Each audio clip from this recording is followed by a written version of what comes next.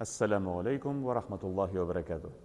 Allah subhanahu wa ta'ala Qur'ani Karim oyatlarining birisida bizga murojaat etib shunday so'zlar aytadi. A'udhu billahi minash shaytonir rajim. Ya ayyuhan nasu inna khalaqnakum min dhakarin wa untha wa ja'alnakum shu'uban wa qabaila litagarafu inna akramakum 'indallahi atqakum innalloha alimun khabir. Sadaqallohul azim. Ey kishilar, biz sizni bir iratdan ham bir xotin-qizdan bor qildik. Sizni turli qabilalar, turli millatlar, turli kishilar olarak bor qilib, sizni bir-biringizga tanitdik. Bir-biringizni tanir uchun shuni yasadik.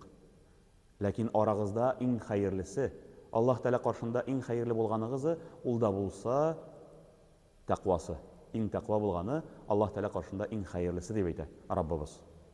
Allah subhanahu taolo har bir ishimizni, har bir amalimizni, niyatimizni bilib turuvchi. Alhamdulillah. Allah subhanahu taolo bizni turli millatlar, turli qabilalar olarak bor qilib, bizga o'zining rahmatini ko'rsatdi. Turli tusdagi, turli millatdagi, turli tildagi kishilar bor. Alhamdulillah, butun ustida Allah subhanahu taoloning rahmati. Butun ustida bir-birimizni tanib, bir-birimizni ko'rib, anglashib, Alloh taolaning cheksiz rahmatlarini ko'rishga bir mumkinlik, bir fursat. Lekin buning bilan to'xtalmaycha Alloh subhanahu taolo davom etib aytadi. Sizning orag'izda, mening qarshimda eng xayrligiz ulda bo'lsa taqvo bo'lganingiz deb aytadi. Alloh taolaning shiklarini saqlab, Alloh taolo qo'shqanlarini yerine yetkirib, o'tab, tiyanlardan tiyilib, turmush olib borgan zotlar mening qarshimda eng xayrlilari deb aytadi. Alhamdulillah. Alloh subhanahu taolo bizni turli qildi. Har birimizga turli ne'matlar berdi, turli ne'matlar topshirdi. Kimdir kuchli, kimdir kuchsizroq, kimdir quvvatliroq, kimdir boshqacharoq. Alloh subhanahu taolo turli ravishda bor qildi. Shu vaqtda ma'naviy ne'matlarda, tarixiy ne'matlarda kimnidir din islomga ertaroq keltirdi, kimnidir din islomga so'ngroq keltirdi, kimgadir din islomni to'lisincha topshirib, butun millatlar, butun qabilalar bilan qabul etdilar. Alhamdulillah, Alloh subhanahu taolo bu masalani da bizga anglatadi. Ham o'zimizning jeriklarimizda İdil bo'yindagi mu'min musulmonlarga da Alloh subhanahu taolaning rahmati shunday ravishda ilikdan erishdi. Alhamdulillah. Bugungi kunda mayning oxiriga yaqinlashgan vaqtimizda biz İdil bo'yindagi mu'min musulmonlar islom dinin 1100 yil ilikdan beri qabul etgan voqealarni esga olib, turli choralar o'zdirdilar. Shul vaqtda Alloh taolaga shukrona qilarga bir mumkinligimiz bor, bir fursatimiz bor. Shul tarixiy voqealarni esga tushirib olsak, Alloh subhanahu taolo bizga shu rahmatini berdi. Rasmiy ravishda Bulg'or yerliklarindagi, İdil Bulg'orindagi mu'min musulmonlar din islomga qo'shilib, rasmiy ravishda dinni qabul etdilar. Shul vaqtda Abbasiy xalifatidan kelgan elchilarning orasida bo'lgan Ahmad ibn Fadlan o'zining yozuvlarida bizga hatto shunday xabarda yetkazadiki, bu yerliklarga, Bulg'or yerliklarına kelib yetgan vaqtimizda biz musulmonlarni ko'rdik deb aytadi. Qay bir chiqanoqlarda hatto 5000 musulmon bo'lgan deb aytiladi. Ya'ni endi rasmiy ravishda islom dinini qabul etgan shaxatli bizning yerliklarimizda mu'min musulmonlar turganlar. Chunki bu masalani biz boshqa tarixchilardan da, onlarning kitoblaridan da, onlarning xizmatlaridan da ko'ra olamiz. Hatto qay bir chiqanoqlarda 8-asrda Bulg'or yerlarida islom dini bo'lgan, mu'min musulmonlar yashaganlar degan xabar kelib yetdi. Alhamdulillah.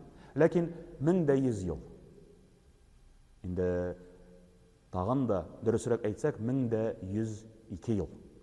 1102 yil ilik Bulg'or yerliklarida mu'min musulmonlar islom dinini rasmiy ravishda qabul etib, turmushlarin Alloh taolo rizo bo'larlik darajada olib borga bir and berib, o'zlarining turmushlarini o'zgartib, endi shu din islomga ochilganlar. Ham alhamdulillah, Alloh taolaning rahmati bilan shu vaqtdagi, ya'ni 10-asrdan olib 13-asrga qatli Bulg'or yerliklarida yashagan mu'min musulmonlar shulay shu islom dinining oltin shorina to'g'ri kelib, shulay menga da bir ulush kiritgan deb aytsak yolg'ish bo'lmas. Chunki Shihabuddin Marjani hazratlarining kitoblarida, Rizoddin Faxriddin hazratlarining kitoblarida biz bu masalalarga ochiqlangan, bu masalalarni ochiqlagan мәгълүматны күрә алабыз. Әлхамдулилла, Аллаһ Тәала безнең ата-бабаларыбызга да бу нигъмәтне ирештергән. Ләкин шуңа карамастан да Болгар дәүләте үзенең ахырына килеп җиткән вакытында да үзләренең дәвамчыларына шулай ислам динен тапшыра алганнар. Әлхамдулилла. Казан ханлыгында да дин ислам чәчәк аткан. Идел буендагы мөэмин мөселманнар башка дәүләт эшендә булган вакытта да, Россия империясы булсын, Советлар заманы булсын, бүгенге көндәге Россия Федерациясендә булсын, әлхамдулилла, Аллаһ Тәала дин исламны саклап, дин исламны буыннан буынга тапшырып, тормыш алып барырга насыйп итте. Әле алай гына да түгел, чәчәк атып, үсешкә ирешеп, Аллаһ Тәаланың рәхмәтенә ирешеп, тормыш алып барырга Раббыбыз насыйп итте. Әлбәттә, бу безнең тарихыбыз, горурланып тарихыбыз, горурланырлык дәрәҗәдәге тарихыбыз. Һәм бүгенге көндәге шушы чаралар, дин исламны рәсми рәвештә кабул итүгә багышланган чаралар, әлбәттә, безнең өчен кирәк. Үзебезнең тарихыбызны белеп, киләчәк буыннарга тапшырып, Раббыбызның ризалыгына ирешер өчен менә дигән бер мөмкинлек, менә дигән бер форсат. Шөкрана кылып, гамәл гыйбадәтләребезне арттырып, ихласлыкларыбызны югары дәрәҗәгә күтәреп, тормыш алып барыр өчен менә дигән бер мөмкинлек, менә дигән бер форсат. Аллаһ Субханаһу ва Тәгалә шушы вакыттагы кылынган изгелекләребезне кабул итеп, дин исламны безнең өчен саклап, үзебезне дин исламда саклап, киләчәк буыннарыбызга да тапшырырга насыйп итсен. Һәммәбезгә дә Аллаһ Субханаһу ва Тәгаләнең ризалыгына ирешергә насыйп булсын.